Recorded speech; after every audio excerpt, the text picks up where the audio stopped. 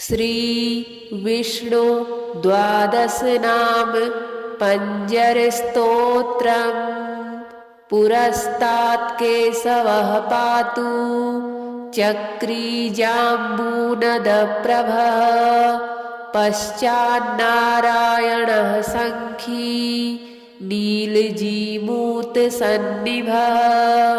इन्दीवरदलश्यामो माधवोर्ध्वं गदाधरः। गोविन्दो दक्षिणे पार्श्वे धन्वी चन्द्रप्रभो महान्। उत्तरे हलभृद्विष्णुः पद्मकिञ्जल्कसन्निभः। आग्नेयामरविन्दाभो मुसलीमधुसूदनः। त्रिविक्रमः खड्गपाणिर्निरृत्यां ज्वलनप्रभः। वायव्यां वामनो वज्री तरुणादित्यदीप्तिमान्। ऐशान्यां पुण्डरीकाभः श्रीधरः पट्टसायुधः। विद्युत्प्रभो हृषीकेशो ह्यवाच्यां दिशि मुद्गरी। हृत्पद्मपद्मनाभो मे सहस्रार्कसमप्रभः। सर्वायुधः सर्वशक्तिः सर्वज्ञः सर्वतोमुखः। इन्द्रगोपकसङ्कासः पाशहस्तोपराजितः। सबाह्याभ्यन्तरं देहं व्याप्य दामोदरः स्थितः।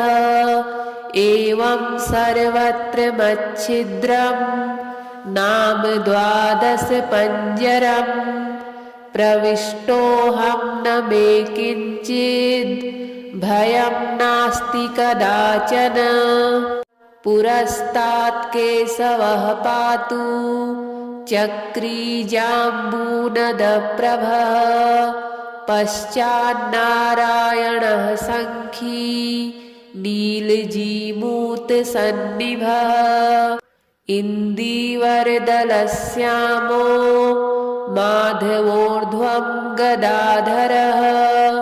गोविन्दो दक्षिणे पार्श्वे धन्वी चन्द्रप्रभो महान्। उत्तरे हलभृद्विष्णुः पद्मकिञ्जल्कसन्निभः। आग्नेयामरविन्दाभो मुसलीमधुसूदनः। त्रिविक्रमः खड्गपाणिर्निरृत्यां ज्वलनप्रभः। वायव्यां वामनो वज्री तरुणादित्यदीप्तिमान्। ऐशान्यां पुण्डरीकाभः श्रीधरः पट्टसायुधः। विद्युत्प्रभो हृषीकेशो ह्यवाच्यां दिशि मुद्गरी। हृत्पद्मपद्मनाभो मे सहस्रार्कसमप्रभः। सर्वायुधः सर्वशक्तिः सर्वज्ञः सर्वतोमुखः। इन्द्रगोपकसङ्कासः पाशहस्तोपराजितः। सबाह्याभ्यन्तरं देहं व्याप्य दामोदरः स्थितः। एवं सर्वत्र मच्छिद्रं नाम 12 पञ्जरम्। प्रविष्टोऽहं न मे किञ्चिद् भयं नास्ति कदाचन। पुरस्तात् केशवः पातु चक्रीजाम्बूनदप्रभः। पश्चान्नारायणः सङ्खी नीलजीमूतसन्निभः। इन्दीवरदलश्यामो माधवोर्ध्वं गदाधरः। गोविन्दो दक्षिणे पार्श्वे धन्वी चन्द्रप्रभो महान्। उत्तरे हलभृद्विष्णुः पद्मकिञ्जल्कसन्निभः आग्नेयामरविन्दाभो मुसलीमधुसूदनः त्रिविक्रमः खड्गपाणिर्निरृत्यां ज्वलनप्रभः वायव्यां वामनो वज्री तरुणादित्यदीप्तिमान् ऐशान्यां पुण्डरीकाभः श्रीधरः पट्टसायुधः विद्युत्प्रभो हृषीकेशो ह्यवाच्यां दिशि मुद्गरी हृत्पद्मपद्मनाभो मे सहस्रार्कसमप्रभः सर्वायुधः सर्वशक्तिः सर्वज्ञः सर्वतोमुखः इन्द्रगोपकसङ्कासः पाशहस्तोपराजितः सबाह्याभ्यन्तरं देहं व्याप्य दामोदरः स्थितः एवं सर्वत्र मच्छिद्रं नाम 12 पञ्जरम् प्रविष्टोऽहं न मे किञ्चिद् भयं नास्ति कदाचन पुरस्तात् केशवः पातु चक्रीजाम्बूनदप्रभः पश्चान्नारायणः सङ्खी नीलजीमूतसन्निभः इन्दीवरदलश्यामो माधवोर्ध्वं गदाधरः गोविन्दो दक्षिणे पार्श्वे धन्वी चन्द्रप्रभो महान् उत्तरे हलभृद्विष्णुः पद्मकिञ्जल्कसन्निभः आग्नेयामरविन्दाभो मुसलीमधुसूदनः त्रिविक्रमः खड्गपाणिर्निरृत्यां ज्वलनप्रभः वायव्यां वामनो वज्री तरुणादित्यदीप्तिमान् ऐशान्यां पुण्डरीकाभः श्रीधरः पट्टसायुधः विद्युत्प्रभो हृषीकेशो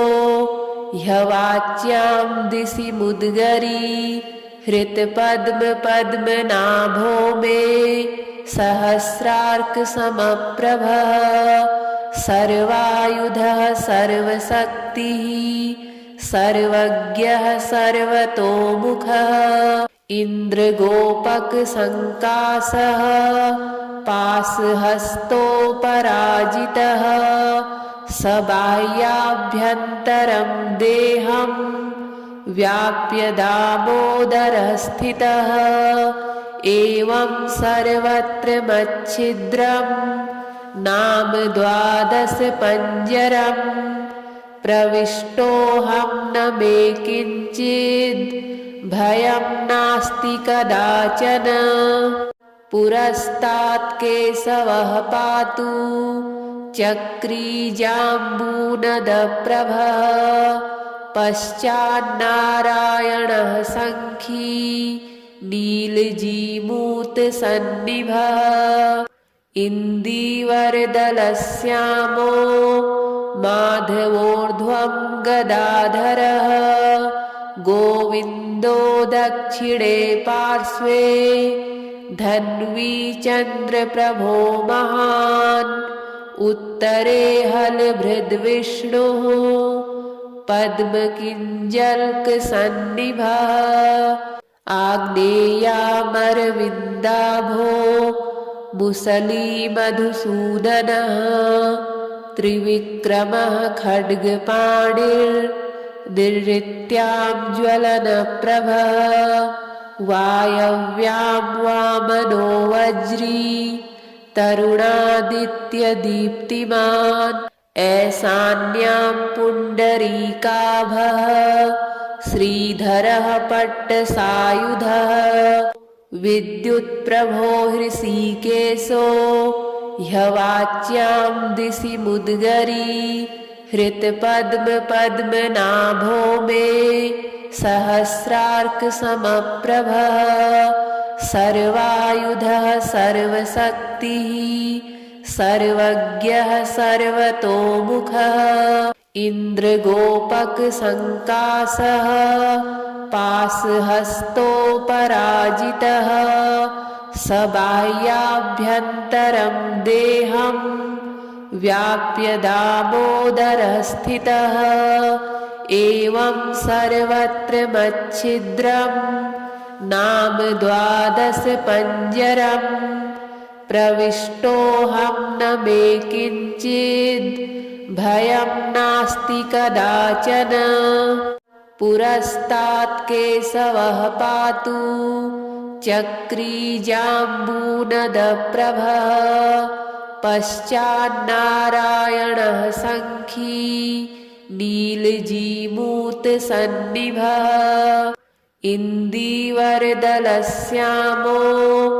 माधवोर्ध्वं गदाधरः गोविन्दो दक्षिणे पार्श्वे धन्वी चन्द्रप्रभो महान् उत्तरे हलभृद्विष्णुः पद्मकिञ्जल्कसन्निभः आग्नेयामरविन्दाभो मुसलीमधुसूदनः त्रिविक्रमः खड्गपाणिर्निरृत्यां ज्वलनप्रभः वायव्यां वामनो वज्री तरुणादित्यदीप्तिमान् ऐशान्यां पुण्डरीकाभः श्रीधरः पट्टसायुधः विद्युत्प्रभो हृषीकेशो ह्यवाच्यां दिशि मुद्गरी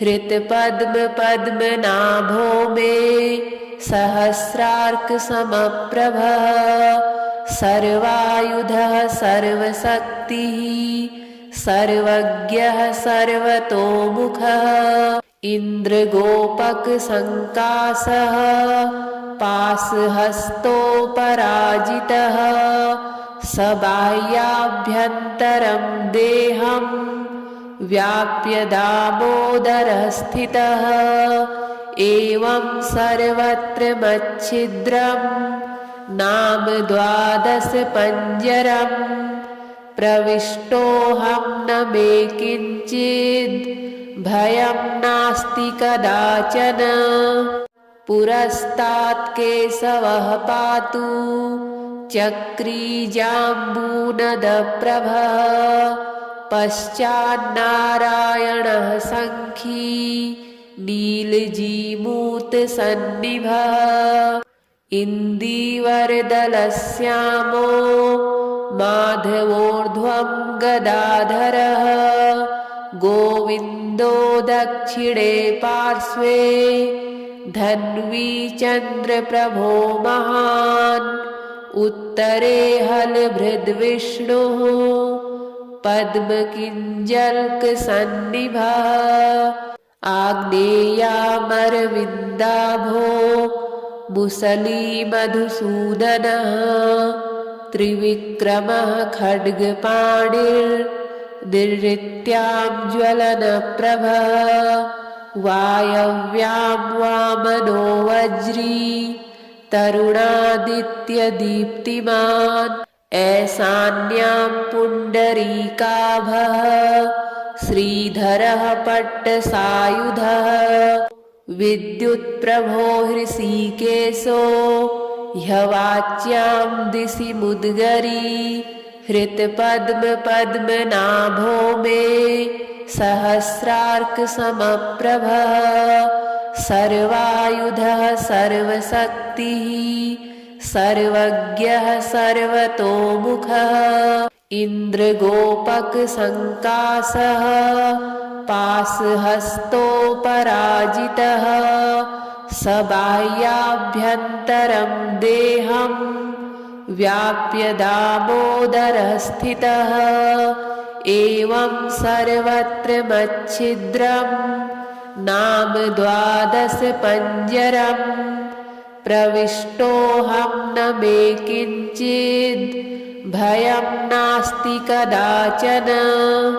पुरस्तात् केशवः पातु चक्रीजाम्बूनदप्रभः पश्चान्नारायणः सङ्खी नीलजीमूतसन्निभः इन्दीवरदलश्यामो माधवोर्ध्वं गदाधरः गोविन्दो दक्षिणे पार्श्वे धन्वी चन्द्रप्रभो महान् उत्तरे हलभृद्विष्णुः पद्मकिञ्जल्कसन्निभः आग्नेयामरविन्दाभो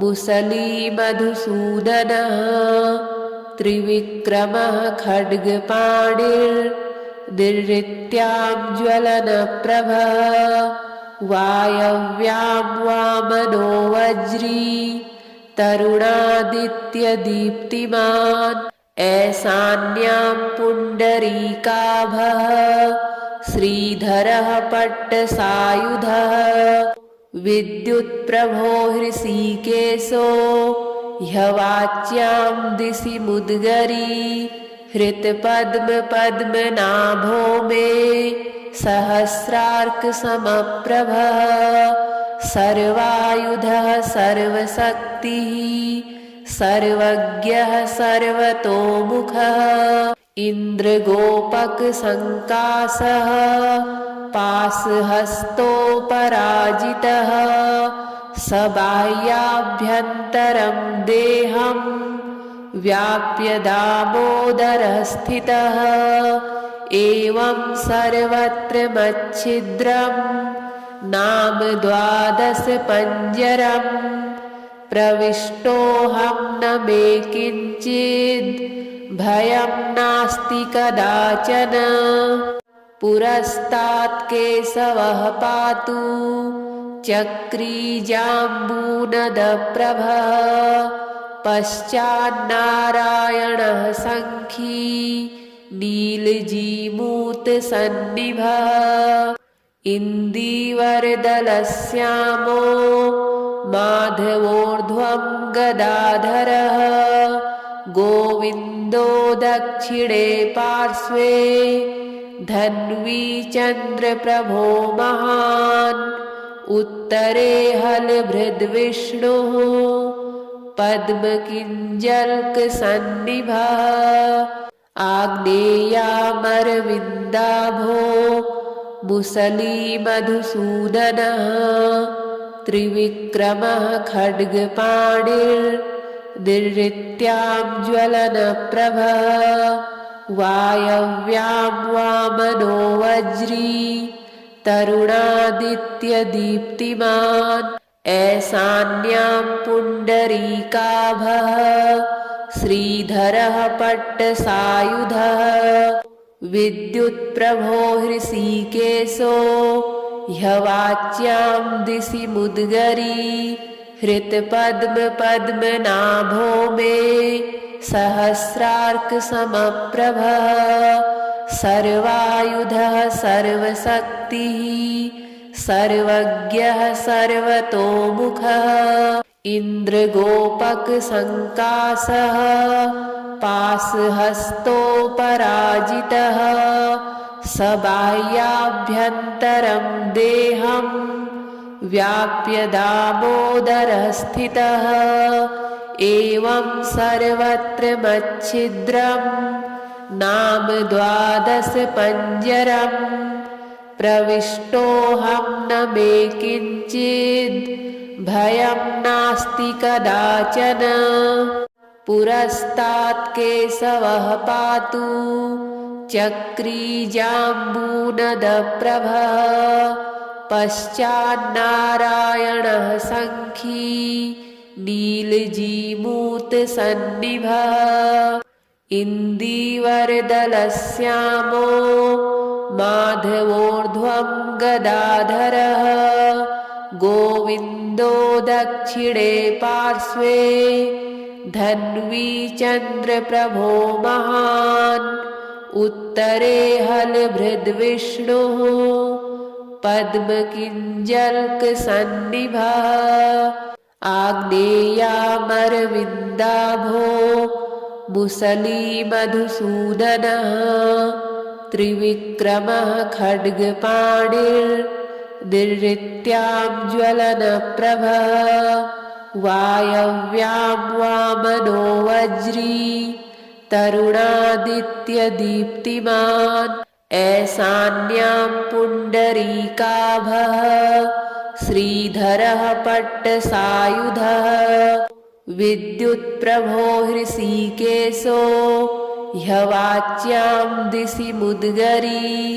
हृत्पद्मपद्मनाभो मे सहस्रार्कसमप्रभः सर्वायुधः सर्वशक्तिः सर्वज्ञः सर्वतोमुखः इन्द्रगोपकसङ्कासः पाशहस्तोपराजितः सबाह्याभ्यन्तरं देहं व्याप्य दामोदरः स्थितः एवं सर्वत्र मच्छिद्रं नाम 12 पञ्जरम् प्रविष्टोऽहं न मे किञ्चिद् भयं नास्ति कदाचन पुरस्तात् केशवः पातु चक्रीजाम्बूनदप्रभः पश्चान्नारायणः सङ्खी नीलजीमूतसन्निभः इन्दीवरदलश्यामो माधवोर्ध्वं गदाधरः गोविन्दो दक्षिणे पार्श्वे धन्वी चन्द्रप्रभो महान् उत्तरे हलभृद्विष्णुः पद्मकिञ्जल्कसन्निभः आग्नेयामरविन्दाभो मुसलीमधुसूदनः त्रिविक्रमः खड्गपाणिर्निर्ऋत्यां ज्वलनप्रभः वायव्यां वामनो वज्री तरुणादित्यदीप्तिमान् ऐशान्यां पुण्डरीकाभः श्रीधरः पट्टसायुधः विद्युत्प्रभो हृषीकेशो ह्यवाच्यां दिशि मुद्गरी हृत्पद्मपद्मनाभो मे सहस्रार्कसमप्रभः सर्वायुधः सर्वशक्तिः सर्वज्ञः सर्वतोमुखः इन्द्रगोपकसङ्कासः पाशहस्तोपराजितः सबाह्याभ्यन्तरं देहं व्याप्य दामोदरः स्थितः एवं सर्वत्र मच्छिद्रं नाम 12 पञ्जरम् प्रविष्टोऽहं न मे किञ्चिद् भयं नास्ति कदाचन।